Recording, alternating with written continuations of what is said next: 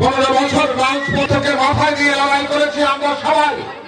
এই পলাশবাড়ির সংগ্রামী জনতা অনুন্নত পশ্চিম প্রতিনিধি এমপি হওয়া ছাড়া বিকল্প আর কোন রাস্তা নেই। আপনাদের জন্য ফ্যামিলি কার্ড করবে, সেখানে ফ্যামিলি কার্ড মানে রেশন কার্ডের মতো আমাদের যুবক সমাজকে আমরা সক্ষম এবং কর্মক্ষম জনগোষ্ঠী হিসেবে গড়ে তুলব।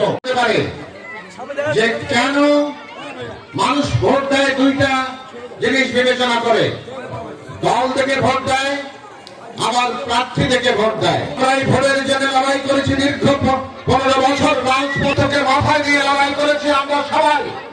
এই পলাশবাড়ির সংগ্রামী জনতা তাদের অধিকার প্রতিষ্ঠার লড়াইয়ে এই পলাশবাড়ির মধ্যে এখানে যারা দাঁড়িয়ে আছেন সবাই জেলের অভ্যন্তরে দীর্ঘদিন তাদের জীবন অতিবাহিত হয়েছে। পলাতক জীবন যাপন করেছেন অনেকেই। মা বোনেরা আপনারা সাক্ষী আছেন, আপনাদের সন্তান আপনাদের অধিকার আপনারা অর্জন করেছেন। সেই ভোটের অধিকার আগামীতে প্রয়োগ করবেন। কিসের করতে পারবো না।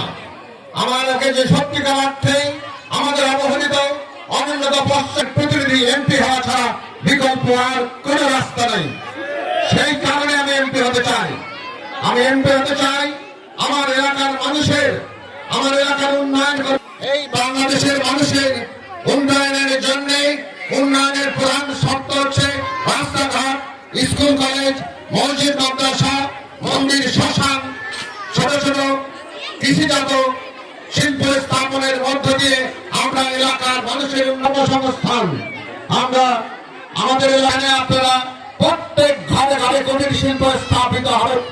আপনারা টুপি বানাবেন, আপনারা গরম কাপড় তৈরি করবো, আমরা স্থানীয় বাজারে বিক্রি করব এবং বিদেশে বিক্রি করব।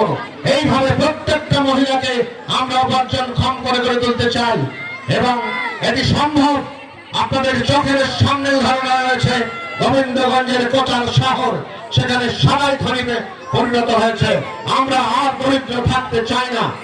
বিএনপি এই মহিলাদের সর্বাগ্রে স্থান দিয়ে আপনাদের জন্য ফ্যামিলি কার্ড করবে, সেখানে ফ্যামিলি কার্ড মানে রেশন কার্ডের মতো, সেখানে অর্ধেক মূল্যে কিংবা বিনামূল্যে চাল, ডাল, তেল, আটা, লবণ, চিনি এগুলো 15 দিন অন্তর অন্তর অথবা মাসিক ভাবে অর্ধেক মূল্যে বা বিনামূল্যে আপনাদের সরবরাহ করা হবে।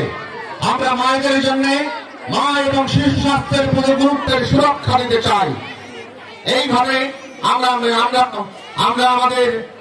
আমাদের মা বোনদের আমরা সক্ষম, আমাদের এই যুবক ভাইরা যারা দাঁড়িয়ে আছে, যারা শিক্ষিত যুবক আছে, তাদের আইসিটি ট্রেনিং দেব। আইসিটি ট্রেনিং এর মাঠে লক্ষ লক্ষ টাকা ইনকাম করা সম্ভব। এইটা আমার এলাকার মানুষ, আমার এলাকার যুবকরা জানে না। যারা কম লেখাপড়া জানেন তাদেরকে আমরা সমিতির মাধ্যমে মৎস্য চাষ, পশুপালন, আমাদের যুবক সমাজকে আমরা সক্ষম এবং কর্মক্ষম জনগোষ্ঠী হিসেবে গড়ে তুলব। আমরা বিদেশে ট্রেনিং দিয়ে, যেমন টেইলরিং এর ট্রেনিং দিয়ে, ড্রাইভিং শিখিয়ে এবং একটা সক্ষম জনগোষ্ঠী তৈরি করে আমরা তাদেরকে বিদেশে জনশক্তি রপ্তানি করব। এখন আমরা এখন অদক্ষ শ্রমিক রপ্তানি করি। বর্তমানে আপনারা সবাই থাকবেন এবং স্বাধীন স্থান এখানে উপস্থিত থেকে অনুষ্ঠান দেখবেন।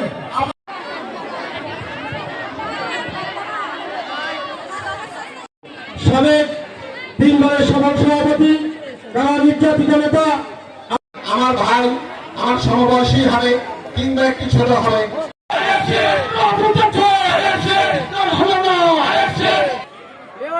একটু বয়সে ছোট হবে, মনে হয় আমার একটু বড় মনে হয়।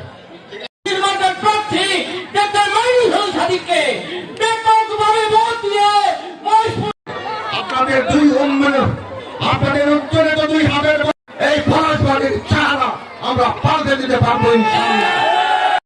তার এত সুন্দর বক্তব্য দেওয়ার জন্য আজকে এই পর্যায়ে একটি কথা বলে তার বক্তব্য শুরু করে দিব।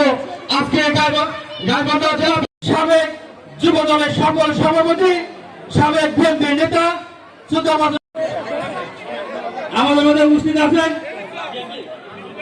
আজকের এই 3 নম্বর ওয়ার্ডের আজকের যার নেতৃত্বে আজকের এই অনেকখানি সম্ভাবনা আছে, সেই সম্ভাবনার আলোকে আমরা যদি ধানের শীষ মার্কায় ভোট দিতে পারি, আমরা যদি এমপি পাই, তাহলে আপনাদের এলাকার যে রাস্তাঘাট আছে সেই রাস্তাঘাট সহ স্কুল কলেজ এবং ছেলে মেয়েদের লেখাপড়ার উন্নতি ঘটবে। তাই আপনারা আগামী দিনে ধানের শীষে ভোট দিবেন এবং সাদিক ভাইকে জয়যুক্ত করে আপনাদের এলাকার উন্নয়ন ঘটাবেন এই আশাবাদ ব্যক্ত করছি। পাশাপাশি